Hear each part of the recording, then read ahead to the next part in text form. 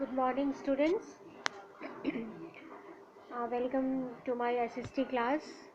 Beta, I hope you all are fine. Stay at home and stay safe.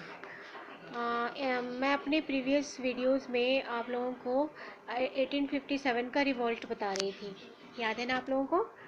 पिछली video में मैंने आपको 1857 की क्रांति के बारे में बताया था। उसके रीजंस बताए थे कि क्या क्या कारण थे उसके। फिर मैंने उसके पॉलिटिकल रीज़न बताए थे, उसके सोशल रीज़न बताए थे, फिर उसका जो रिसेंट रीज़न था, जो तात्कालिक कारण था, वो बताया था मैंने आपको। उसके बाद फिर मैंने आपको उनके कुछ इम्पॉर्टेंट लीडर्स के बारे में भी बताया था कि कौन सी इम्पॉर्टेंट सेंटर्स थे 1857 के रिवॉल्ट के, और उस सेंटर में कौन सा इम्पॉर्टेंट लीडर जो है वर्कआउट कर रहा था। वहाँ पे कौन सा इम्पॉर्टेंट लीडर, कौन से नेता के नेतृत्व में उस जगह में जो है वो 57 की विद्रोह कार्यरत थी और विस्फोटक रूप ले रही थी। ठीक है, तो इतनी सारी बातें हमने बताई थी आपको। आज जो है हम 1857 की क्रांति के फेलियर की बातें करेंगे। इतना इम्पोर्टेंट रिवॉल्ट था ये, इतना बड़ा विद्रोह था, और आप सब जानते हैं स्वतंत्रता संग्राम का पहला विद्रोह था ये। और पूरे उत्तर भारत में बहुत ही विस्फोटक स्थिति हो गई थी। बड़े बड़े शहरों में विस्फोट हुआ था। सब लोगों ने सरकार का विरोध करना शुरू कर दिया था। सब लोगों के मन में असंतुष्टि थी। बहुत बड़े पैमाने पर ये विद्रोह हुआ था। फिर भी यह विद्रोह जो है वो असफल हो गया। ठीक है ना, फेल हो गया ये विद्रोह। 1857 की क्रांति जो है वो फेल हो गई, वो असफल हो गई। तो इसकी असफलता के क्या कारण थे, थोड़ी सी बातें हम उसके बारे में करेंगे कि 1857 की क्रांति असफल क्यों हो गई। ठीक है, ये फेल क्यों हो गई। इतने बड़े बड़े लीडर्स थे इसके पास, है ना, विद्रोह का इतना बड़ा हुजूम था इसके पास, जनता का भी साथ था, फिर भी 1857 का रिवोल्ट जो है वो फेल हो गया। तो रीजंस ऑफ फेलियर क्या थे इसके, इनके असंतुष्टि विद्रोह के फेलियर के क्या कारण थे, वो सब थोड़ा सा देखेंगे आज हम। ठीक है, तो सबसे पहला था डिफरेंट लीडर्स। एक नेता का अभाव था।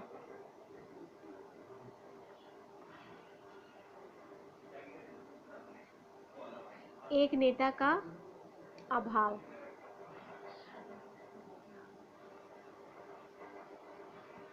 ठीक है ना, तो ये जो विद्रोह था, इसमें कोई एक नेता नहीं था इसका, और अलग अलग जगह पर अलग अलग नेता कार्यरत थे।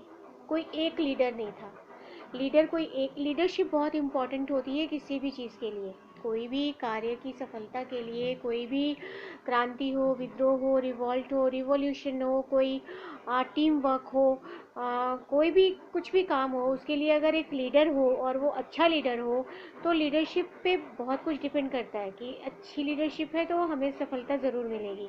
और लीडर एक ही होना चाहिए ताकि सब लोग उसका कहना माने। अलग अलग लीडर्स नहीं होते कहीं भी, किसी भी टीम में।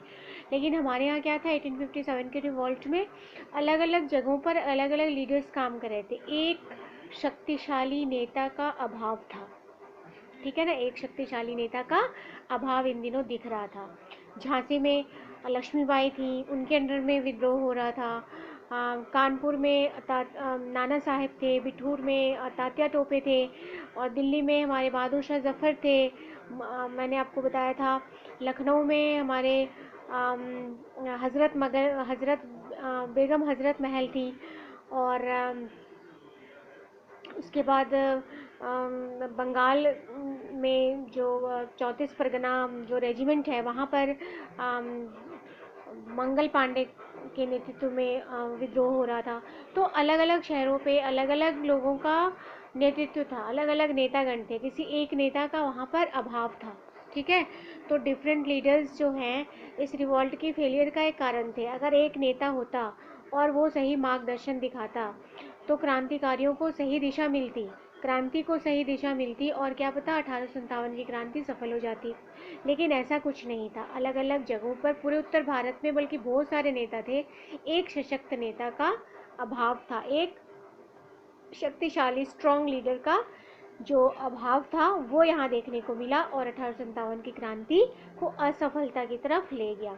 ठीक है, अभी दूसरा पॉइंट क्या है हमारे पास? दूसरा पॉइंट है lack of planning and coordination. मतलब जब हमारे पास लीडर नहीं है कोई बढ़िया सा, तो ऑब्वियसली प्लानिंग भी एक नहीं होगी। अगर लीडर एक होगा तो प्लानिंग एक होगी और सबको उसको प्लानिंग को माननी होगी। लेकिन अगर लीडर हमारे पास बहुत सारे हैं तो प्लानिंग भी बहुत सारी हो गई, और बहुत सारे प्लान्स को एक साथ लेकर के चलना इट्स इम्पॉसिबल, है ना, कि बहुत सारे प्लान हमने बना लिए और सभी प्लान्स को लेके हम एक साथ चल रहे हैं, तो ये थोड़ा मुश्किल हो गया रिवॉल्ट को संभालने के लिए। तो lack of planning is the another reason, was the another reason for the failure of the revolt of 1857। Planning का अभाव था, कोई अच्छी योजना नहीं बन पा रही थी, मतलब बिना योजना के ही काम हो रहा था। जैसे मैंने आपको बताया कि 34 परगना बंगाल में जो बैरकपुर है वहाँ पर बिना प्लान के ही मंगल पांडे ने विद्रोह किया, फिर उनको फांसी की सज़ा हो गई। ठीक है, उसके बाद वहाँ से मेरठ आया विद्रोह, वहाँ पे भी सैनिकों ने विदाउट एनी प्लानिंग विद्रोह कर दिया, आपस में बिना विचार विमर्श किए, बिना किसी आपस में मीटिंग किए, बिना किसी प्लानिंग किए, बिना किसी योजना बनाए जो है वो सैनिकों ने मेरठ में विद्रोह कर दिया। फिर मेरठ से विद्रोह दिल्ली गई, वहाँ भी लीडर का सख्त अभाव देखने को मिला, क्योंकि बहादुर शाह जफ़र बहुत ज़्यादा ओल्ड थे, बहुत ज़्यादा बूढ़े थे और उनके पास कोई प्लानिंग नहीं थी, तो वहाँ भी प्लानिंग का अभाव हमें देखने को मिला। ठीक है, उसके बाद फिर ऐसे अलग अलग शहरों में हमें लैक ऑफ प्लानिंग देखने को मिली, जिसकी वजह से 1857 की क्रांति असफल हो गई। तो दूसरा कारण क्या था? Second reason of the failure of revolt of 1857 was lack of planning and coordination. Coordination मतलब होता है तालमेल स्थापित करना। मतलब अगर बैरकपुर में 34 परगना रेजिमेंट में मंगल पांडे ने विद्रोह किया, तो विद्रोह करने से पहले उनको बाकी के शहरों के लीडर्स से और जो सैनिक थे, जो असंतुष्ट सैनिक थे, उनसे उनको कोऑर्डिनेशन बना के रखना चाहिए था। मतलब वो मेरठ के सैनिकों से पहले बात कर लेते, पहले उनके साथ कोऑर्डिनेशन बना करके रखते, पहले उनके साथ तालमेल बना करके रखते। ऐसे पूरे देश के, पूरे उत्तर भारत के सैनिकों को आपस में तालमेल बना के रखना चाहिए था, जो कि सैनिकों ने नहीं रखा। तो उसके अभाव में क्रांति जो है वो असफलता की तरफ बढ़ने लगी। उसके बाद है हमारे पास third reason was the superior British army. सबको पता है ब्रिटिश के पास एक बहुत ही स्ट्रॉन्ग और बड़ी आर्मी थी, एक सुपीरियर आर्मी थी, उनकी सेना बहुत सशक्त थी, बहुत शक्तिशाली सेना था ब्रिटिश गवर्नमेंट के पास। उनके पास बड़े बड़े हथियार थे, बहुत बड़े बड़े तोप थे, कैनन था उनके पास, वेपन्स थे आधुनिक ज़माने के, अधिक अच्छे टेक्नोलॉजी के, बड़ी संख्या में सैनिक थे, फौजों की संख्या बहुत बड़ी थी, सेना बहुत बड़ी थी उनके पास, और आधुनिक हथियारों से लैस थी सेना। जबकि भारत के पास क्या था? भारतीय सेना इतनी ज़्यादा सुपीरियर नहीं थी, भारतीय सेना के पास इतने ज़्यादा वेपन्स और इतने ज़्यादा आधुनिक किस्म के हथियार नहीं थे, और भारतीय सैनिकों के पास जो है वो उतनी अच्छी ट्रेनिंग भी नहीं थी जितनी अच्छी कि ब्रिटिश आर्मी के पास ट्रेनिंग थी। ठीक है ना, तो इस तरह से जो है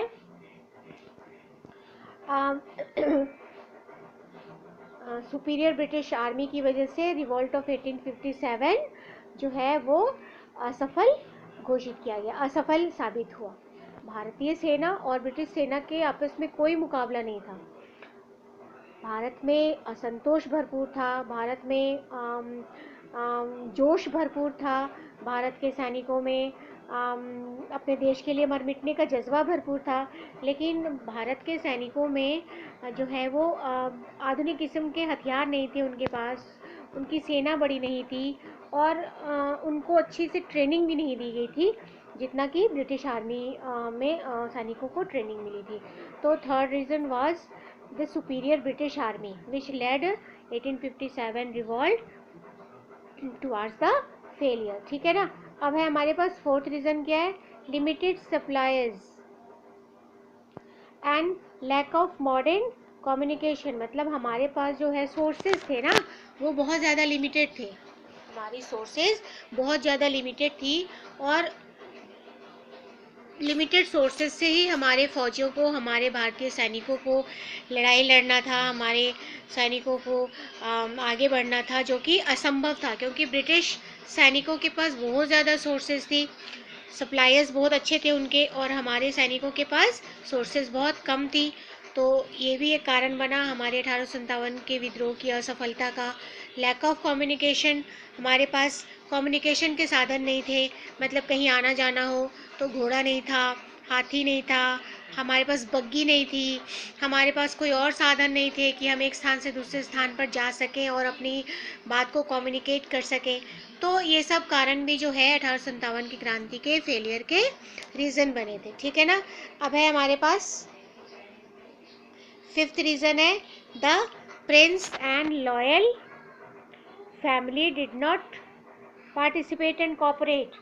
मतलब जो हमारे जो प्रिंस थे ना, यानी कि जो राजकुमार थे, जो राजा फैमिली से बिलोंग करते थे, जो रॉयल फैमिली से बिलोंग कर रहे थे, उनको अंग्रेज़ों ने अपने कब्ज़े में, अपने बातों में उनको मिला लिया था। उनको ये लालच दिया गया था कि आप 1857 इस क्रांति में शामिल मत होइए और इस क्रांति के बाद आपको आपका राज्य वापस दिया जाएगा। किसी को कुछ लालच दिया गया था, किसी को कुछ लालच दिया गया था, और इन्हीं लालचों की वजह से प्रिंस और लॉयल फैमिली के लोग जो है उन्होंने 1857 की क्रांति में पार्टिसिपेट नहीं किया। उनका कहना था, उनका ये मानना था कि अगर 1857 की क्रांति के बाद हमें क्या मिलेगा, हमारा राज्य तो हमसे चला जाएगा और हमारे पास कुछ नहीं बचेगा। तो इस वजह से उन्होंने इस क्रांति में साथ ही नहीं दिया, क्रांतिकारियों का साथ नहीं दिया और अलग थलग पड़े रहे। तो कुल मिला के ये सारे रीजंस हैं। देखिए दोबारा से, different leaders, lack of planning and coordination, superior British army, limited supplies and lack of communication, the prince and loyal family did not participate। और एक बात और इम्पॉर्टेंट है इसमें कि इनका कोई एक लक्ष्य नहीं था। जो क्रांतिकारी थे इनके पास कोई एक एम नहीं था, सभी अपने अपने एम को, अपने अपने प्रांतों को स्वतंत्र करने में लगे हुए थे। कोई भी राजा, कोई भी नेता, कोई भी क्रांतिकारी अपने देश को, अपने भारत को आज़ाद करने के लिए नहीं सोच रहा था। कोई झांसी को आज़ाद करने के लिए सोच रहा था, कोई कानपुर को आज़ाद करने के लिए सोच रहा था, कोई मेरठ को आज़ाद करने के लिए सोच रहा था, कोई दिल्ली को आज़ाद करने के लिए सोच रहा था। कोई एक ऐसा नेता नहीं था जो पूरे भारत को अंग्रेज़ों से आज़ाद करने के बारे में सोचता।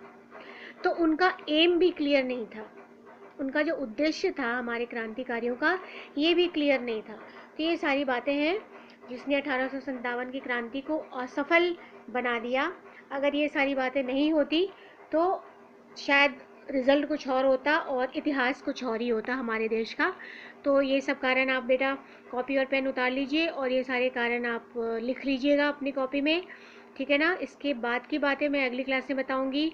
इसके बाद रिज़ल्ट कि what was the result of the revolt of 1857, ये मोस्ट इम्पॉर्टेंट टॉपिक है जो अगले वीडियो में मैं आपको बताऊंगी। Till then take good care of your health. Bye bye.